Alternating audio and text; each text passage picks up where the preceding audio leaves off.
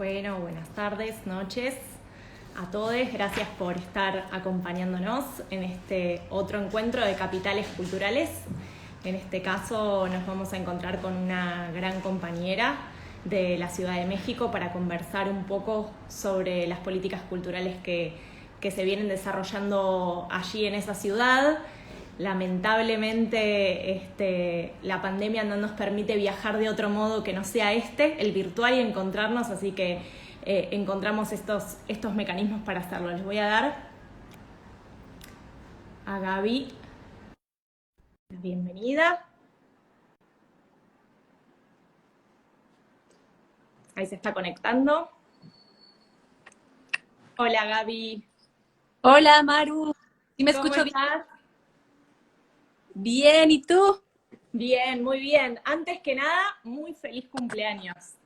Ay, muchísimas gracias. Igual también te deseo un feliz cumpleaños que tuviste, no sé, ¿fue una semana antes? El 8 de septiembre. Ah, bien, bien. Así que ya pasaron unos días, pero bueno, vos cumplís 30 años, cambio de década encima. Sí, sí, un cambio de ciclo también, así que muy Así. contenta. Bueno, muchas gracias por compartir este ratito de tu cumpleaños con nosotros, con nosotras. Teníamos muchas ganas de conversar con vos porque sabemos que venís llevando adelante una tarea enorme desde tu lugar hoy como diputada en la Ciudad de México, pero también con tus cortos 30 años, toda una experiencia de lucha, de organización, ¿no? Bien sabemos que además de llevar adelante el ejercicio profesional y haberte formado como politóloga, fuiste una de las fundadoras de Morena. Y la verdad es que yo hacía números y pensaba qué joven que era cuando todo eso pasó. Así que, si te parece, empecemos contándonos y contándome a mí y a la gente que se está sumando en este momento, de dónde viene tu historia, ¿no? De dónde venís vos, cómo empezaste a militar, cómo te sumaste al colectivo, a la organización política de la cual hoy formas parte. Sí, bueno, antes que nada te quiero agradecer muchísimo la invitación, reconocer el esfuerzo de hacer este tipo de ejercicios que, como tú dices, aunque ahorita por la situación de la pandemia a lo mejor no nos podemos ver personalmente, que incluso es mucho más complicado. Yo creo que el tema de las tecnologías ha ayudado también para hermanar pues los trabajos que estamos haciendo de punta a punta en América Latina. Así que la verdad estoy muy contenta de estar aquí y saludando a todas las personas que nos están viendo. Y sí, yo pues desde muy pequeña, incluso yo comentaba en varios, o más bien comento en varias entrevistas o pláticas, que no tengo una familia de formación de izquierda, ¿no? Porque suele suceder que muchos que estamos militando en la izquierda, su historia de vida es que mi padre me ponía canciones de trova, de lucha, de protesta, e iba a las marchas. En mi caso, no, aunque siempre hubo de parte en familia, pues esta necesidad de ver, de pensar en el otro y en la otra, de ayudar de alguna otra forma a las personas más necesitadas. Y de ahí pues también me surgió pues esta pregunta de que cuando era pequeña, de qué manera yo puedo ayudar directamente a la gente que tenga un impacto en su vida diaria. Y yo dije, creo que la política es la mejor opción para poder brindar y contribuir a hacer un cambio en mi país y en mi ciudad. Entonces, a los 20, yo estudié ciencias políticas en la UNAM y a los 22 años me uní en ese entonces era Movimiento Morena, Movimiento Regeneración Nacional, y a los 23 ya se consolida como un partido político y pues soy de las primeras militantes y afiliadas a Morena y desde los 22 años hasta ahora, los 30, pues he estado haciendo un trabajo en la Ciudad de México, pero sobre todo en la alcaldía, la cual yo soy representante popular, que es la alcaldía de Tlalpan, la alcaldía más grande de la Ciudad de México, al sur de la ciudad. Entonces ahí he estado trabajando bastante en el ámbito primero de jóvenes, después estuve en el ámbito cultural con la ahora jefa de gobierno, Claudia Sheinbaum. Ella era jefa delegacional de esta alcaldía y con ella estuve trabajando en el ámbito cultural. Después me dediqué a la organización política para ganar el 1 de julio de 2018 y pues ahora soy representante popular y presidenta de la Comisión de Derechos Culturales. Bien. Bueno, y el proceso que lleva adelante Andrés Manuel López Obrador, ¿no? Con esta cuarta transformación también abordado desde una perspectiva cultural, nuestros procesos de ampliación de derechos en América Latina requieren de su correlato en una transformación cultural, en una disputa por el sentido, ¿no? En nuestros territorios que claramente han sufrido del colonialismo, del imperialismo, de distintos gobiernos que intentaron imponer su hegemonía en términos económicos, políticos y también culturales. ¿Cuáles crees que son los principales desafíos que tiene hoy la cuarta transformación en materia cultural en México? Sí, bueno, hablar primero de manera general, que la llegada de la cuarta transformación, que así hemos denominado a este proceso, porque históricamente, previo, hemos tenido tres grandes transformaciones, que han tenido pues particularidades estas transformaciones. Y en este caso, pues hacer un cambio de raíz, decimos un cambio radical, porque es transformar estructuras, sobre todo que venimos de 40 años de gobiernos neoliberales, que esta hegemonía cultural, económica, de solamente privilegiar el mercado y a unos cuantos, a una oligarquía, a una élite económica, política, que se transformó pues en una tremenda corrupción, en unas violencias también en el país. Y la llegada de la cuarta transformación pues es una esperanza, me parece, para América Latina, al igual que Argentina, pero para el mundo, de que hay una forma distinta de construir un país, hay una visión distinta de hacer política económica, de hacer política, ¿no? O sea, pensando siempre en el bienestar de la gente. Entonces hay varios puntos que tiene esta cuarta transformación encabezada por el presidente de la República, Andrés Manuel López Obrador. Una de estas es pues acabar de tajo con la corrupción, que ha dañado muchísimo a nuestro país, bastante, a los municipios, a la ciudad, porque además la corrupción impregnó en todos los ámbitos. O sea, en todos los que pensemos del ámbito de la vida pública, la corrupción está presente y eso ha causado muchísimo daño. Hacer una separación del poder económico del poder político, porque ahí estaba esto unido con los intereses, era muy, muy, muy complicado. Y construir un estado de bienestar en el que se ponga al centro a las personas, al pueblo, y se privilegie pues todo el tema de los derechos. Y en este caso, el tema de los derechos, pues tiene que ver también los derechos culturales, ¿no? Como esta rama de todos los derechos que tenemos como población. Y en el caso de los derechos culturales, me parece ha habido avances. Yo creo que todavía falta bastante en ese tema.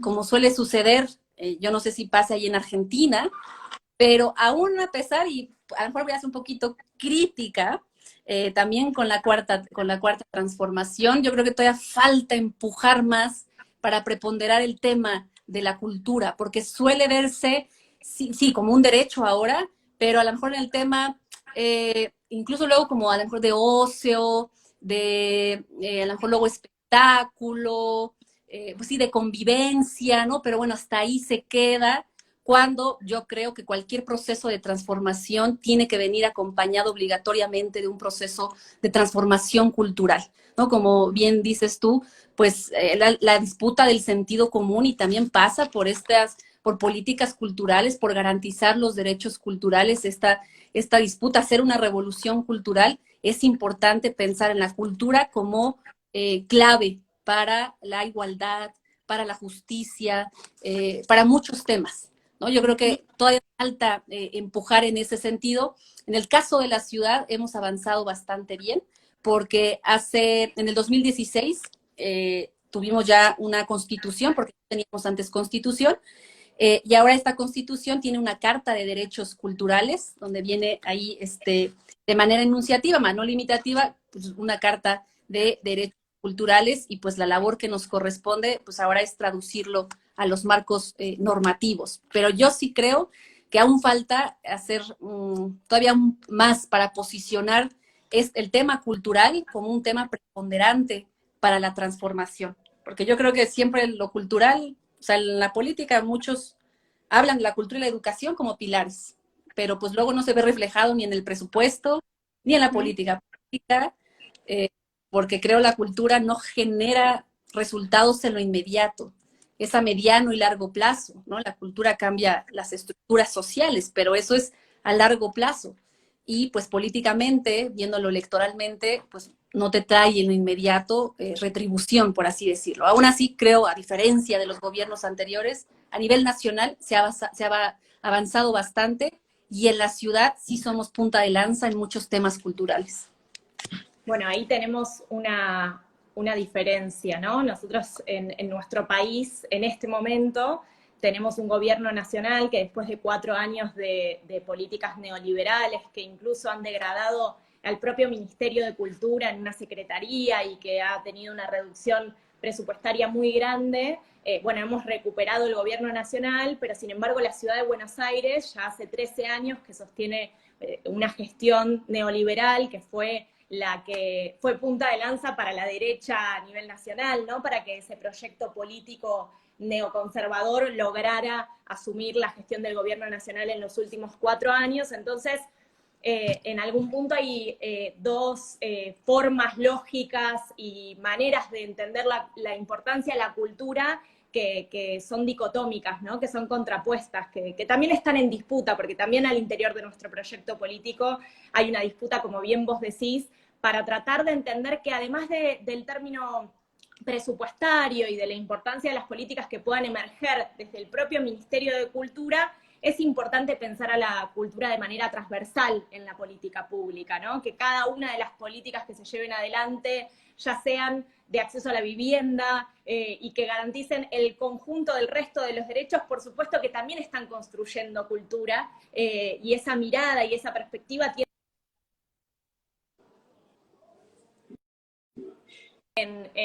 en nuestros proyectos políticos.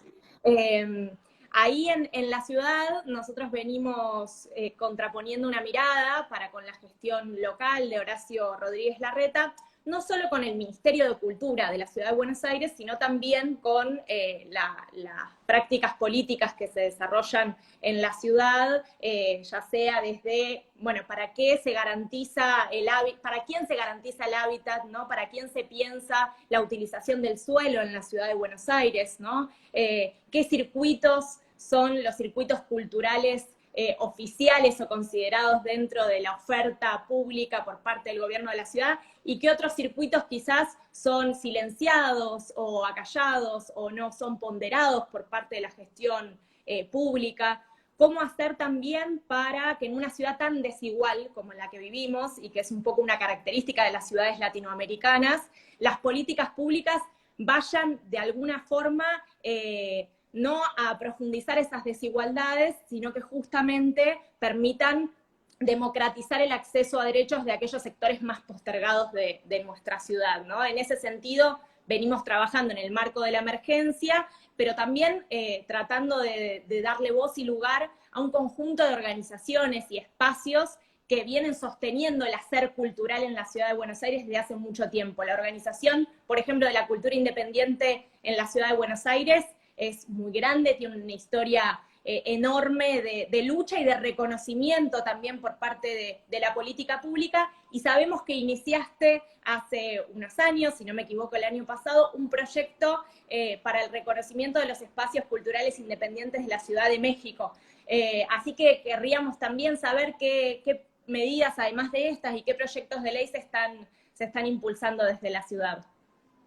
Sí, sí, y es la verdad muy claro lo que comentas en el sentido de entender la cultura desde un enfoque transversal. Creo que también estos temas, como lo es mujeres, ¿no? El feminismo, el tema del medio ambiente, de la cultura, que durante mucho tiempo estuvieron relegados o encasillados de, bueno, mujeres, Secretaría de Mujeres, y ahí te quedas y ya, ¿no? O sea, o cultura, Secretaría de Cultura, y hasta ahí solamente, ¿no? Yo creo que el reto es generar estas políticas públicas, este pensamiento de manera transversal, donde todos estos aspectos tengan una importancia en la construcción también de ciudad, de qué ciudad queremos, ¿no? Y esta ciudad, como tú lo pones, capitales culturales, y yo creo que también pensar en cultura es pensar en el futuro también de qué ciudad queremos, ciudades resilientes, ciudades inclusivas, ciudades donde todas y todos quepamos en condiciones de igualdad.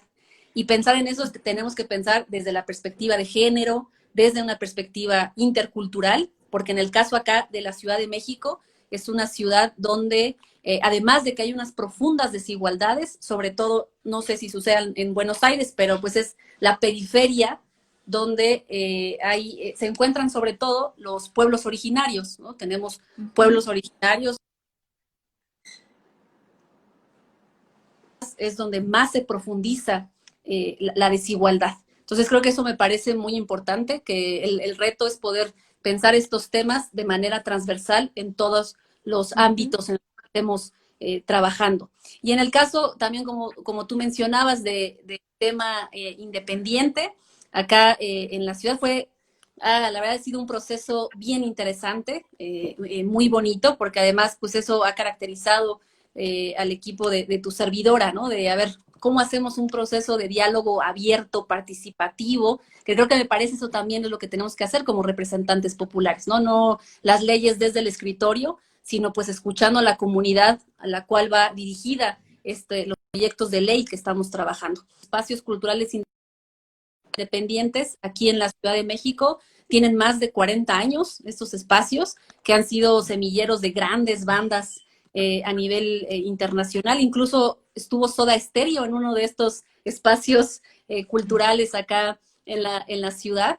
Y pues hicimos un proceso de diálogo durante prácticamente 12, 13 meses, o sea, un año de estarlos escuchando, de hacer mesas de trabajo, de ver cuáles son sus necesidades, sus problemáticas. Y una de ellas, bueno, es cero reconocimiento, ¿no? O sea, la gente no sabe qué son los espacios culturales, aunque asisten a estos espacios, y que brindan una oferta distinta a la hegemonía cultural que se tiene, ¿no? Esta cultura de...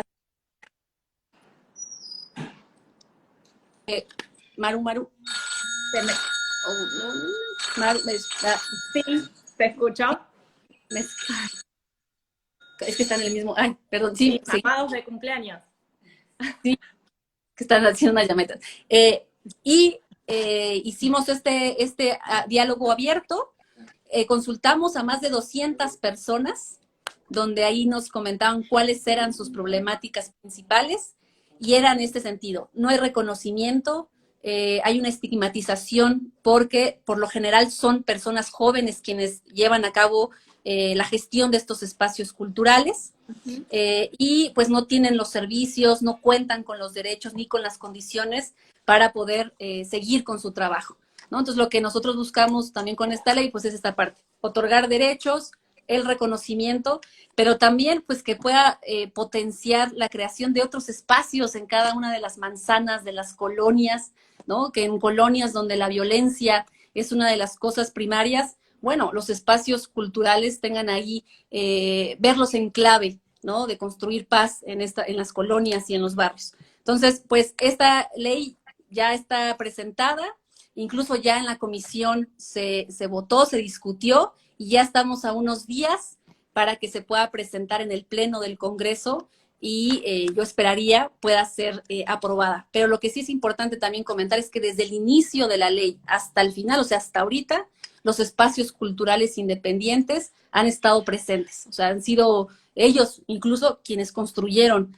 esta ley. Entonces, la verdad sí estoy bastante contenta. Y obviamente retomamos lo que sucede a nivel internacional, o sea, en el caso de Argentina, en el caso de Barcelona, o sea, tomar sus experiencias de cómo llevaron a cabo también la construcción.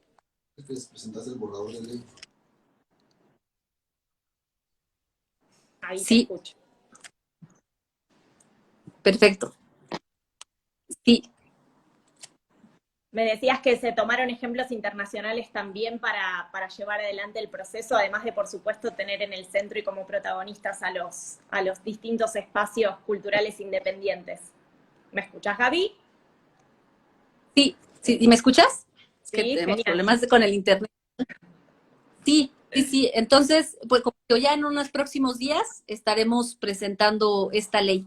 Y es muy interesante porque hubo mucha resistencia también de decir por qué se necesita una ley de espacios culturales, ¿no? Si puede estar en establecimientos mercantiles, ¿para qué es necesario una ley? pero sobre todo lo que hicimos es que los espacios culturales, al estar muy involucrados en la construcción de este marco normativo, sean ellos quienes defiendan, quienes se apropien de la ley, porque les digo, al final puede estar, depende de las autoridades del gobierno quien la ejecute. Digo, pero ¿quién va a estar demandando, insistiendo para que se haga, exigiendo sus derechos? Dije, son ustedes como espacios culturales. Y la verdad, otra de las cosas que me gustó bastante es que hubo esta conexión donde se conocieron, donde no había organización, ahora hay una organización, a lo mejor incipiente, pero ya hay una organización que esto nos puede dar una pauta para que en futuros años puedan exigir mayores derechos y reconocimientos para estos espacios que le ha dado una vida alternativa de la cultura a la ciudad. Hermoso lo que contás y ojalá pronto esa ley pueda ya ser parte del marco normativo que rige en la Ciudad de México. Me retrotrae mucho al proceso que se dio en nuestra ciudad, en donde el nivel de organización del sector es realmente alto, ¿no? Tanto las milongas como los teatros independientes, como los centros culturales, cada uno tiene su cámara que congrega a los distintos protagonistas de los distintos sectores, incluso, y quizás ya metiéndonos en el tema más coyuntural ligado a la pandemia, incluso creo que también la pandemia ha logrado de alguna forma, si algo positivo se puede sacar de la situación que estamos atravesando, mayores niveles de organización del sector, ¿no? De congregación frente a una situación tan terrible que estamos viviendo y que está atravesando, por supuesto, todos como sociedad, pero el sector cultural puntualmente, dado que, bueno, en la ciudad de Buenos Aires y en todo el mundo ha sido un sector fuertemente afectado por el cierre de las actividades, por la suspensión de los espectáculos, en el caso de la ciudad de Buenos Aires, bueno, ya hace 6 meses que producto del cumplimiento del aislamiento social preventivo y obligatorio, los espacios han tenido que cerrar, y si no cuentan con el respaldo público para poder sostener los gastos que tienen que sostener y además sostener a los trabajadores y las trabajadoras del sector, bueno, va a ser muy difícil que puedan sobrevivir a esta pandemia, ¿no? Entonces, ahí también preguntarte, nosotros tenemos como identificadas algunas cuestiones que son más de emergencia, que tienen que ver con esto, el destino de fondos urgentes para sostener estos espacios, pero también creemos que la pandemia nos abre el camino a pensar las medidas de mediano plazo para construir una nueva normalidad, ¿no? ¿A qué lugares no queremos volver de los que teníamos antes de la pandemia? Y creo que en ese sentido, lo que refiere a la precarización del sector en términos de derechos de los trabajadores y las trabajadoras, la pandemia permitió poner un foco de luz sobre el que construir mayores niveles de formalización de cara a lo que se viene, ¿no? Creo que es uno de los desafíos a mediano plazo que tenemos, pero en el corto plazo atender la emergencia, atender la urgencia, que también hemos visto cómo en nuestro país a nivel nacional ha habido determinadas políticas de apoyo y acompañamiento, incluso, digo, más allá del sostenimiento del sector y en esto que decíamos de lo que implica pensar la cultura en sentido amplio, hay un espacio acá que se construyó en la provincia de Buenos Aires, que es Tecnópolis, que es un espacio muy grande donde se producen distintas actividades culturales y que está abierto, digamos, a la comunidad. Es un espacio público que fue uno de los primeros centros de aislamiento masivos, digamos, que se pusieron en funcionamiento para poder dar resguardo a aquellas personas que no podían cumplir con el aislamiento en sus hogares, ¿no? Entonces, a nivel nacional se llevaron adelante muchas políticas, desde la ciudad de Buenos Aires algunas más, la verdad es que algunos dineros extraordinarios, algo de recursos extraordinarios para sostener el sector de la cultura independiente, pero que no ha sido el necesario, ¿no?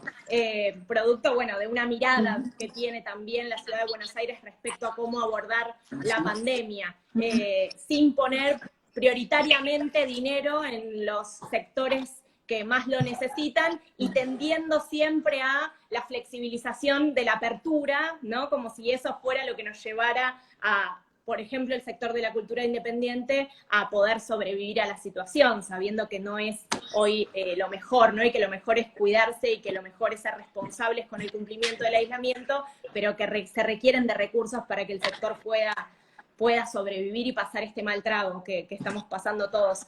En ese sentido, preguntarte qué pasó en la Ciudad de México, cómo lo están abordando, cómo abordan la emergencia, si han tomado algunas medidas de urgencia y qué desafíos crees que tenemos y que nos deja la pandemia también como aprendizaje.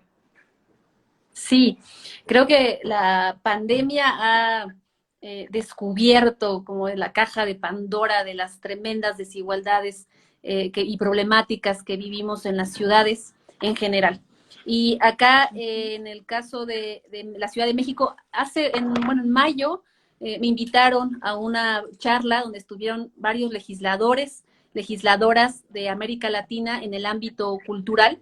Estuvo Celio Turino, estuvo gente de Argentina, o sea, de varios, y hacíamos un análisis, ¿no? De lo que está pasando con la pandemia. Incluso ahí se decía, no, pues es una crisis del capitalismo, una crisis del neoliberalismo, pero la cultura, sobre todo, dos cosas. Una, durante la pandemia, que todavía seguimos en esta situación, nos ha demostrado, bueno, la necesidad, ¿no? De que estamos en casa, de escuchar música, de leer un libro, por ese lado. Por otro lado, de que el sector cultural y artístico, no solamente en pandemia, sino en general, siempre ha sido un sector precarizado, un sector que, por ejemplo, en el caso de la Ciudad de México y a nivel nacional, no hay un registro de trabajadoras, de trabajadores de cultura, no cuentan con seguridad social, incluso al grado que muchos, pues no se ve como un trabajo, ¿no? Sino es como, pues vives del arte, ¿no? O sea, nada más vives de ahí, o sea, no se te paga, no se te da un sueldo, un salario, y solamente lo que vino a hacer la pandemia, pues es a profundizar esa situación en la que ya se encontraban anteriormente. Y decíamos, y es que es verlo desde ahora, cuál es la situación, y después lo importante que va a ser la cultura, sobre todo que ahora estamos en aislamiento, que poco a poco estamos saliendo a las calles, a los pueblos, pero lo que va a tener la cultura, pues es generar o reconstruir el tejido social, de nuevo apropiarnos del espacio público, que ahora creo debe de ser mucho más intenso, después de venir de un largo periodo de estar en nuestras casas y en confinamiento. Yo creo que ahora la cultura debe tener pues esta preponderancia para la apropiación del espacio público. Entonces, esa es la situación en la que nos encontramos en general. Y en el caso acá de la Ciudad de México, se ha seguido en el tema de los apoyos. La jefa de gobierno, incluso del 2018 al 2019 y del 2019 al 2020, hubo un aumento de presupuesto considerable al sector cultural, lo que nunca se había hecho anteriormente en los gobiernos pasados. Hubo un aumento del presupuesto y, por ejemplo, se está haciendo o se está poniendo el dedo en la cultura comunitaria, ¿no? Que ese es el trabajo que se está haciendo, de acceder a esos lugares donde antes no se iba, que se centralizaba mucho, sobre todo o en el centro de la Ciudad de México, el zócalo de la ciudad, o en los centros de las alcaldías, y pues toda la periferia se quedaba a un lado. Lo que se está haciendo ahora con el programa de cultura comunitaria, pues es llegar a todos los ámbitos. Y los programas de apoyo para el sector cultural siguieron durante toda la pandemia.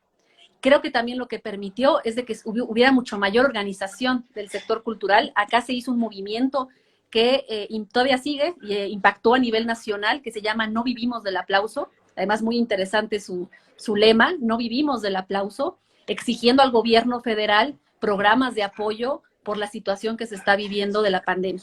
Pero en la ciudad lo que se realizó es, seguir con los programas de apoyo a los colectivos culturales comunitarios y a los talleristas, porque la jefa de gobierno acá hizo un programa que se llama Pilares, donde una cuestión similar a lo que se hizo en Colombia, en la ciudad de Medellín, que son parques biblioteca, donde ponen estos centros para otorgar derechos, ¿no? Derecho a la cultura, derecho a la educación, en lugares donde son puntos rojos de violencia o de alto grado de adicción entre las y los jóvenes. Ahí lo que hizo la jefa de gobierno fue poner estos centros, donde obviamente se da todo el tema cultural. Se abrió una convocatoria para que la gente pudiera ser tallerista y estas personas todavía se les sigue dando durante la pandemia este programa de apoyo. Entonces, es en general lo que se estuvo haciendo durante, bueno, lo que se está haciendo todavía durante la pandemia. Pero creo que sí,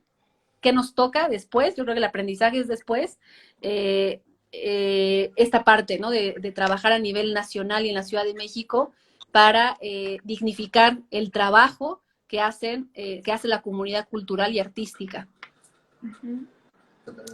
Bien, bueno, queda mucho trabajo por delante y seguramente vamos a tener también muchos otros puntos de conexión para seguir hermanando nuestras luchas. Gabriela, no te voy a sacar más tiempo de tu cumpleaños. Te agradezco muchísimo por este primer encuentro, que espero que sean el primero entre muchos otros, porque hay mucho por trabajar de conjunto, ¿no? Por nuestras ciudades. Allá tienen la posibilidad de gobernar en una ciudad trabajando desde la perspectiva de ampliación de derechos. Hemos tenido hace poco también, más allá de que Montevideo ya era gobernada por el Frente Amplio, hay una intendenta ahora en Montevideo que gobierna en la ciudad capital del Uruguay. Tenemos el desafío en la Ciudad de Buenos Aires de gobernar la Ciudad de Buenos Aires desde una perspectiva que amplíe derechos, que sea inclusiva, diversa, así que en eso las necesitamos mucho. A todas las compañeras que desde la patria grande construyen con una misma mirada, ¿no? Con una mirada común. Así que bueno, te agradezco muchísimo por este encuentro y espero que pronto nos podamos seguir encontrando y debatiendo y profundizando en las charlas y en los debates.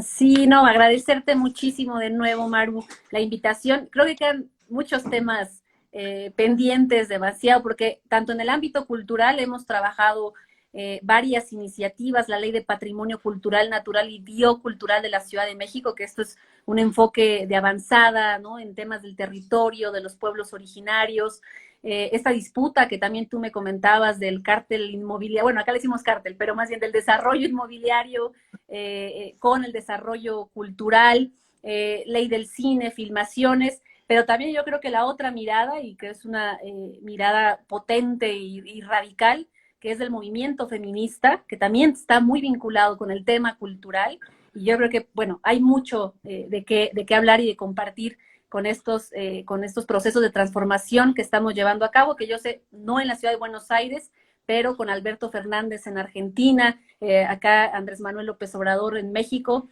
Yo creo que es importante hermanarnos, es importante hacer este intercambio de experiencias, de ideas desde abajo, desde la izquierda, desde lo colectivo, y desde esta mirada también feminista, que es muy necesaria. Así que, pues, la verdad, muchísimas gracias por la invitación, Maru. Bueno, gracias a vos, Gaby, seguimos en contacto y gracias a todas y todos los que nos acompañaron y los que seguramente verán la charla que va a quedar en el Instagram para quienes quieran verla. Te agradezco mucho, que termines muy bien tu cumpleaños. Un abrazo enorme. Gracias, hasta luego. Finalizaron.